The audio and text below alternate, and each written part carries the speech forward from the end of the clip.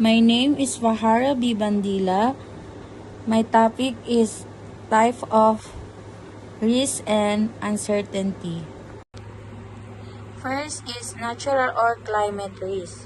Nangyayari ang natural climate risk kapag may mga sakuna o matinding pagbabago sa klima na hindi kontrolado ng tao. Ang mga ito ay maaaring magdulot ng pinsala sa mga pananim, bahay at kalikasan. Halimbawa, bagyo, baha, tagtuyot, lindol, pagputok ng bulkan at malakas na ulan o heat waves. Halimbawa, kapag may malakas na bagyo na sumisira sa mga pananim at bahay, ito ay isang natural or climate risk dahil dulot ito ng kalikasan at panahon. Second is economic risk. Economic risk ay ang panganib na dulot ng pagbabago o problema sa ekonomiya na maaaring makaapekto sa kita, trabaho at gastusin ng mga tao.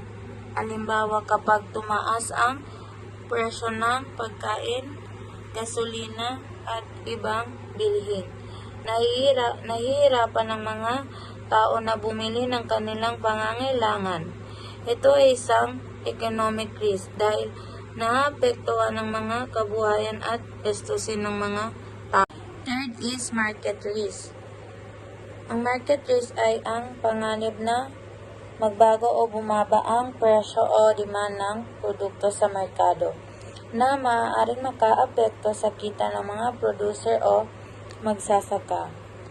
Kung maraming magsasaka ang nag-ani ng kamatis sa parehong panahon, bababa ang presyo sa palengke. Dahil sobra ang supply, kahit marami ang ani, kaunti pa rin ang kita ng mga magsasaka. Fourth is production risk. Nangyayari ang production risk kapag may mga problema sa proseso ng paggawa o pagtatanim na nagiging sanhi ng mababang ani o hindi magandang kalidad ng produkto. Mga halimbawa is peste at sakit ng halaman na sumisira sa pananim. Hindi tiyak na panahon tulad ng bagyo, tagtuyot o baha. Mahinang kalidad, problema sa kagamitan o makinarya at kakulangan sa tubig or irrigation. 5. Financial risk. Financial risk ay ang posibilidad na mawalan ng pera o bumaba ang kita ng isang tao, negosyo o magsasaka dahil sa mga pagbabago sa kita, gastos, utang o puhunan.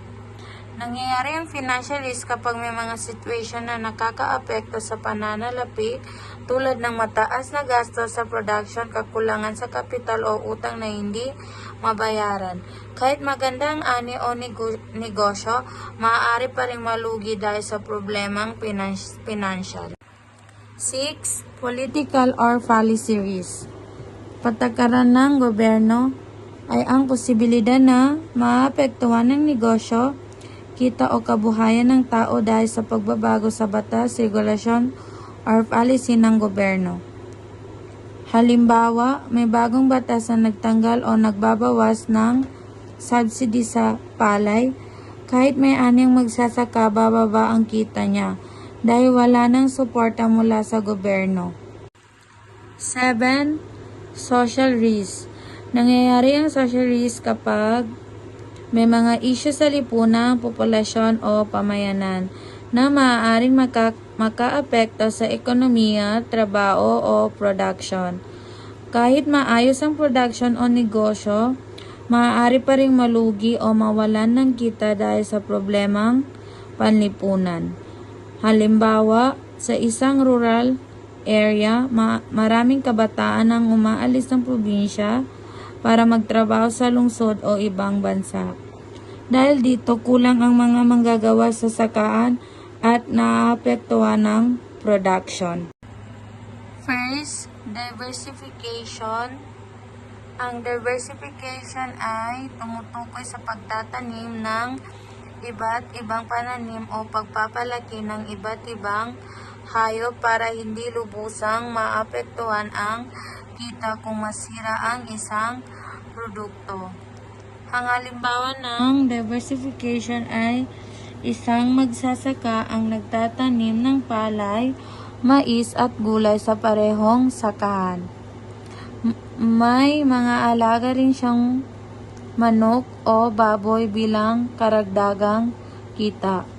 Kung may bagyo o peste na sumira sa isang pananim, may ibang pananim o hayop na maaaring pagkakakitaan kaya hindi tuluyang mawala ang kita. Second, crop insurance. Crop insurance ay ang protection o insurance na ibinibigay sa mga magsasaka para mabawi ang kanilang pera o kita kapag nasira ang kanilang pananim dahil sa kalamidad, peste o sakit. Halimbawa, ang isang magsasaka ng palay ay nag-avail ng crop insurance nang dumaan ng bagyo sumira sa kanyang ani, binayaran siya ng insurance company para sa pinsala, kaya hindi tuluyang nalugi ang kanyang kabuhayan. Ang crop insurance ay isang financial protection para sa mga magsasaka laban sa pagkawala ng ani dahil sa natural na panganib o peste. Third is use of technology and modern farming practices. Paggamit ng teknolohiya at makabagong paraan sa pagsasaka. Paggamit ng mga makabagong kagamitan, makinarya at teknik sa pagtatanim o pag-aalaga ng hayop upang mapataas ang ani at mabawasan ang panganib sa produksyon. Halimbawa, isang magsasaka sa bukid ang gumamit ng drip irrigation system para hindi matuyo ang palay sa panahon ng tagtuyot dahil dito mas mataas at mas maayos ang kanyang ani kumpara sa traditional na pagtatanim. Ang use of technology and modern farming practices ay ang paggamit ng makabagong kagamitan, teknik upang mapabuti ang production at mabawasan ang panganib sa agrikultura. 4. Contract farming.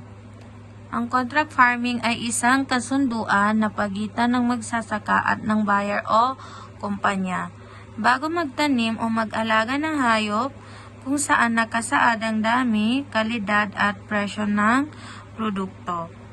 Halimbawa, kung ang isang magsasaka ng palay ay may kasunduan sa kumpanya na bibili sa kanya ng 100 sacks ng palay sa presyong 1.5 kada sako, kahit bumabang presyo sa palengke, garantisado pa rin ang kita niya.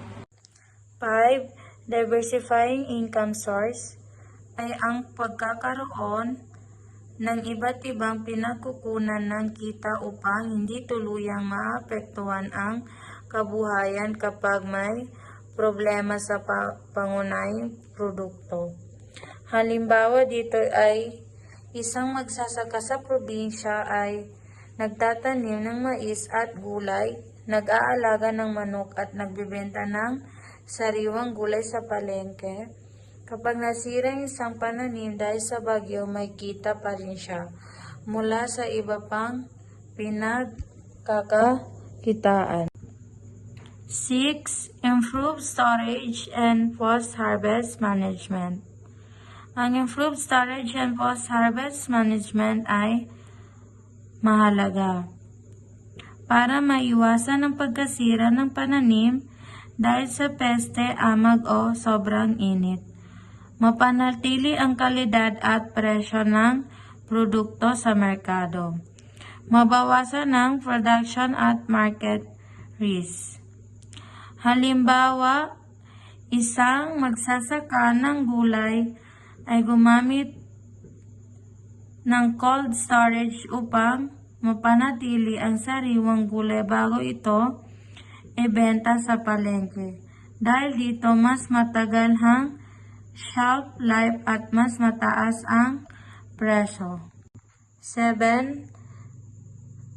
Hedging and market strategies ay ang mga paraan upang protektahan ang kita ng magsasaka o negosyo laban sa pagbabago ng presyo o demand sa merkado.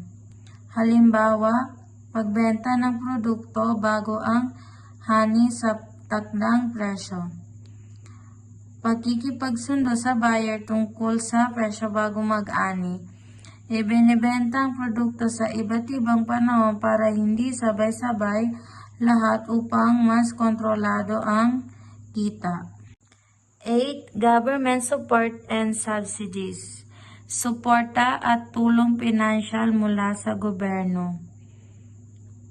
Ang mga programa o tulong na ibinibigay ng gobyerno upang tulungan ang mga magsasaka o negosyante sa production, kita at pagbangon mula sa sakuna o krisis.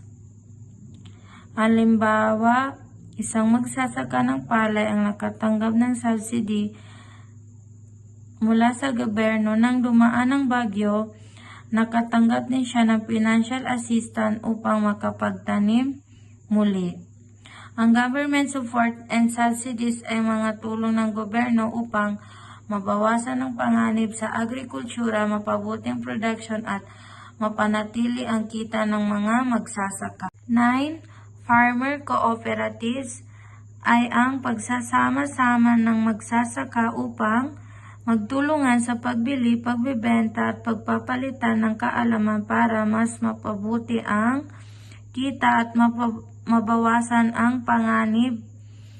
Halimbawa, isang grupo ng magsasaka ng gulay ay bumuo ng kooperatiba, sabay-sabay silang bumili ng fertilizer sa mas murang presyo at sabay-sabay nagbebenta ng gulay sa supermarket dahil dito mas mataas ang kita at mas mababa ang panganib.